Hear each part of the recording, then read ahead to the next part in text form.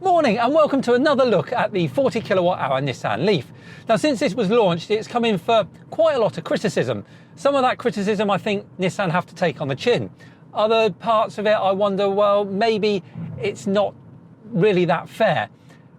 But with all that in mind, what I want to do is drive this car for a few days with my family in it and use it as we would use any other car, and see whether this would suit our lifestyle, this would suit our driving habits, and whether it's a car that, no matter what the criticism is, could it be good for us and could it be a good second-hand buy? This video is sponsored by Just EVs, a family-run company with the largest selection of battery electric vehicles available with free UK delivery. They now also offer EV rentals. Have a look at justevs.co.uk and don't forget to mention EV Opinion for a free annual service.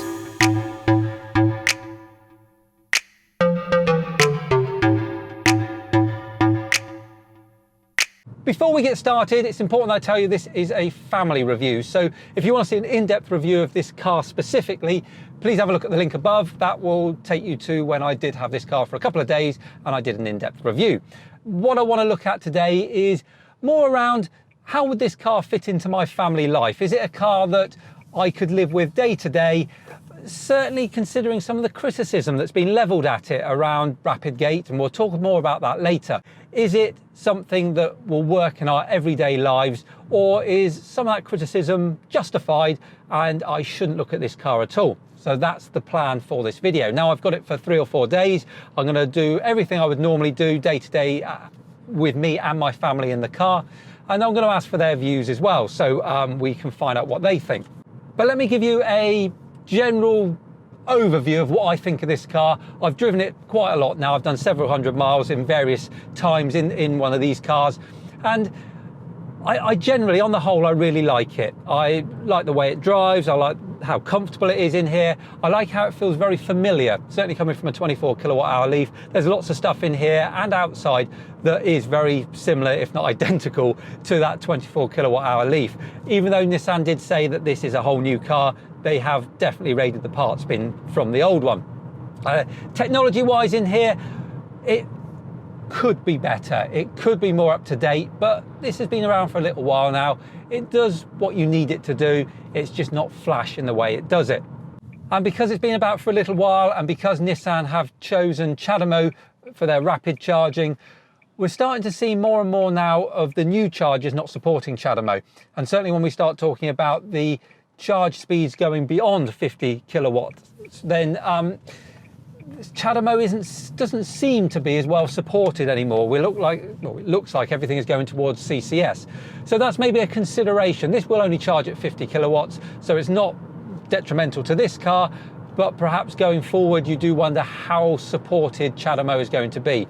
I don't think it's anything to worry about at the moment, and personally speaking, it wouldn't stop me from buying one of these cars right now, because there are plenty of CHAdeMO chargers, certainly here in the UK.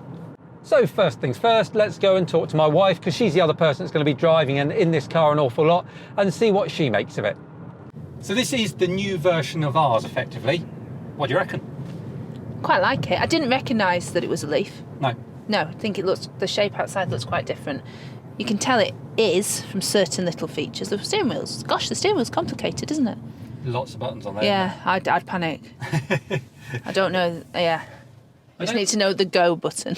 I think what it's got extra on there is all for the menus in front of me on the screen. So oh, okay. You can scroll around. Other than that, it's quite similar in that, for cruise control, volume, that sort of thing. Do you know, it's got, like I said in the other one, this is blocked in as well, which you said the other one, ours isn't. No, it's a lot lower, the centre bit. This has got this kind of What's wing this then? bit. What did you mean? Why are they all doing this? I don't know. Well, it didn't feel as enclosed as the, what was the other one? Kona. The Kona. Kona, not Criolla. Koala. Didn't feel as enclosed, but it still would pose an issue, wouldn't it? I don't know, it still feels a bit, but not as much. I didn't notice it as much. So what I find is driving it is fine. As soon as you go on a long trip and you're sat in here for any length of time, you might want to move your leg. Your knee starts rubbing on this, and it's a little bit annoying. And actually, when we travel and I have everything at my feet, I'm restricted. I mean, where's the flask gonna go? But it's nicer than the other one. What about the general feel about I like it. Yeah. I quite like this leather look. Yeah, with the stitching. Yeah, it feels a bit more, I don't know. Yeah, I quite like it. Apart from the so closed in, I think the men need to get some women in their design departments. But you know what I mean, though, because that's not... There must be a reason, I suppose. But, yeah. I like it, though. I'd have one. Yeah. Yeah.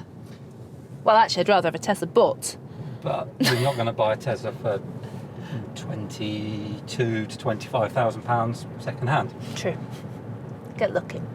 Keep looking, yeah. What about in the back? Because we obviously haven't got the kids, but do you think, does that look the same as ours back there? Yeah, I think so. The seats are nice.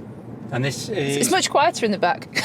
Yeah, without the kids. Yeah. And this is just part leather, so again... It looks all right, though, actually. Yeah, it looks. I think it looks quite nice. Yeah. I like the colour in here. Yeah. What does it do, apart from travel a lot further? Does it do anything that ours? So this one has got the E-pedal. So I've got it on now. If I take my foot off the accelerator, brings itself to a stop. So you just own? I didn't touch the brakes then. Yeah. Well, I'm presuming the map's the same as in ours.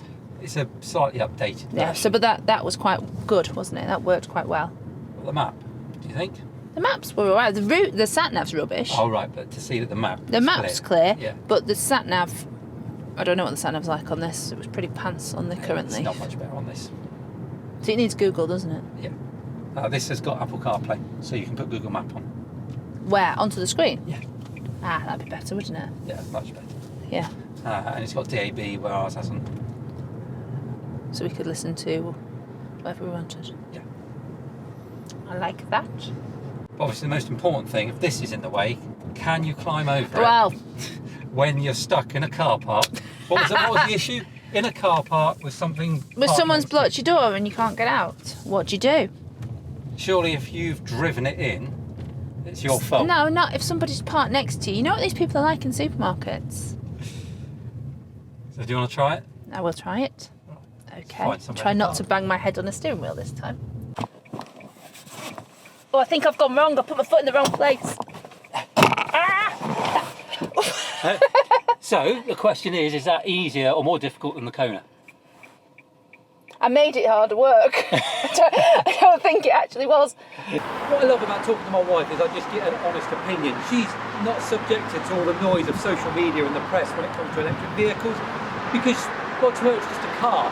So what I get is just a pure view of what's this car actually like for her to drive or be in. The one thing I found really interesting over everything else, because she liked it, it's clear she liked the car right from the off, when she spoke about all the buttons in there, and especially all the buttons on the steering wheel, because, well, this is a Japanese car. I've always driven Japanese cars right from what I can remember, and they're always full of lots of buttons and gadgets and things to do. Now, personally, I really like that, but I do wonder whether perhaps that initial, when you sit in the driver's seat of this car and you see all these buttons across the steering wheel, whether that's a little bit daunting. It certainly was for Sarah.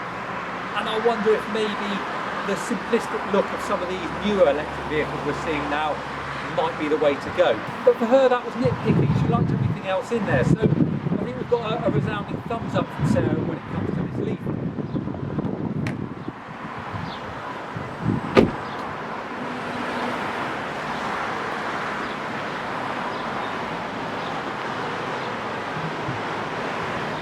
It's at this point that I wanted to put my kids in the car and speak to them about it, but unfortunately, due to clubs and social commitments, they're not available for today's filming. Yeah, they do an awful lot more than me, but they did have a quick sit-in and they did have a look around, and what they kept saying was, it's nice. They weren't raving about it, they weren't excited about it, they just kept saying, yeah, it's really nice. And in the back, they said, it's the same as our one, and I think that kind of shows you what it's like in this car. It's very, very similar in many respects to the old Nissan Leaf. And certainly sitting in the back, the door panels are the same. I think the back of the seats look very similar. They were comfortable back there. When I asked them about room, they said there was enough room for them. If you haven't seen them before, they are 7 and 9 and they're quite big for their age. They said they had plenty of room back there. Their legs weren't hitting the seats or anything in front of them. In fact, they said there was more room back there than there was in the Kona when we tested that. So they were quite happy in here. They had no real interesting pearls of wisdom to give us other than it's all right, it's quite nice. So that's my children. One of the main things that I use our car for, or I'd want to use our car for, is commuting. Now my commute is a 80-mile round trip, which in my 24 kilowatt hour Leaf I can do, and I have done a few times, but it's dull as you like. It's so boring. I'm lucky if I can get much over 50 mile an hour, and in fact I'm on part of that commute at the moment. As you can see, it's dual carriageway. It's just, when you want to get home from work, you just want to get home from work, and I don't particularly enjoy doing that, albeit I do enjoy saving the money over my petrol car. So to give us an idea about that, this car I've been driving backwards and forwards on fast roads since I've got it. I've done nearly 120 miles since I've picked this car up, and it's all been more or less, other than when I've been following traffic, at the speed limit. Now I'm averaging 3.9 miles per kilowatt hour, which I know for one of these Leaves isn't particularly amazing, and I know people get an awful lot more than that. Certainly 4.5 I hear quite regularly. For me, doing this sort of driving in my current Leaf, I would get similar, 3.9 miles per kilowatt hour. So I wouldn't say it was any less efficient than my old one. I would actually say, looking at the efficiency that some people can get out of it, it's probably more efficient than my old one. But that's what I'm getting. But it's so close to cool for me, it doesn't really matter. What matters is that I can get to work and back without having to worry about keeping my speed right down. I can just drive at the speed limit.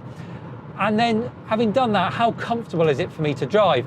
And although this particular one, this is an N connector, it doesn't have ProPilot on it. It's got the E-pedal, but no ProPilot. But it has got the adaptive cruise control.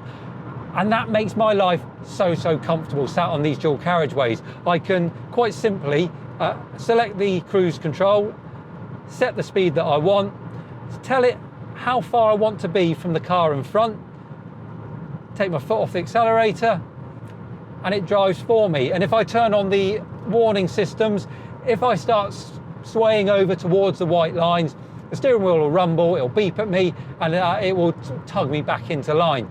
So from a safety point of view and from a comfort point of view, this car is far superior to the old Leaf, and it's very comfortable indeed. I've come to the end of my 4 days now with this car, and I was trying to think how I would sum it up to you. And the words that were coming to mind were things like nice and easy and efficient. They're not very exciting words at all, are they? Certainly not something that Nissan's marketing department would be splashing all over the side of this car. But I mean them in a really positive way, because if I want an exciting, crazy, love every second of driving it sort of car, well, that's not a family car. And that's a car that's actually hard work to drive. You do enjoy it, you love everything, all the drama around it, but you don't want to have to get in it every day and wrestle with it. This car, you can quite happily get in every day and not have to think or worry about anything. And that for me is what a family car is all about, because you want your family to be safe in here, and you want to be able to get from A to B as easily as possible and as efficiently as possible. And this ticks the boxes. Yes, it's got some bits and pieces in here which maybe I don't like so much. Maybe they feel a bit dated. And yes, it's got some issues around the battery, and I said I'd come back to that. So let's tackle that now. Rapid gate, if you don't know what that is, then very briefly speaking, when Nissan took the 30 kilowatt hour battery out of the Leaf pack and put the 40 in, effectively the footprint remained the same. Because the footprint remained the same, there's not as much space around the cells. The cells can't cool down as efficiently, so the battery pack gets really hot. There's no thermal active management on this car. It's all passive, so the air is allowed just to flow through the battery pack, but because the space isn't there, it doesn't cool down as efficiently. So when the battery pack gets hot and you plug it into a charger, the software within this car sees that the battery is very hot and it doesn't want to put as rapid a charge into the car, because that will heat the battery up even more. So in order to protect the battery, it reduces the flow of electricity from the charger into the car, thereby slowing down your charge rate. So rapid gate became known as rapid gate because you couldn't rapid charge a car that was designed and advertised as a car that could be rapid charged. And it's as simple as that. So what they've done is they've released a software update. So the batteries and the hardware and everything else is still exactly the same, but there is a software update now that allows the cars to charge quicker, which is great news. Apart from, there is concern now that although Nissan are allowing the batteries to charge quicker, why did they put this software restriction there in the first place? Are we now damaging our batteries more because we're allowing them to get hotter? And that's where we kind of sit with this car.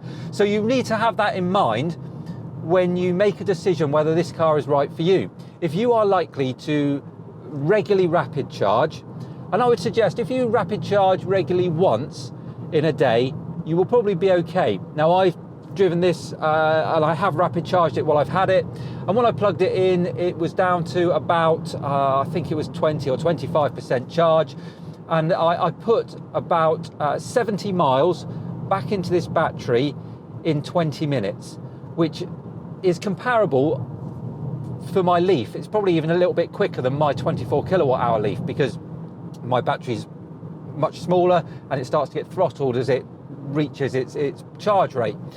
So this is no slower for me charging up than that. When I had a look, I think it was charging at 38 kilowatts, which the battery was about halfway along on its temperature gauge, and it was close to 3/4 of the way along when I left. So if I was then to rapid charge again later in the day, this would start to throttle. So we would expect to see speeds of less than 38 kilowatts.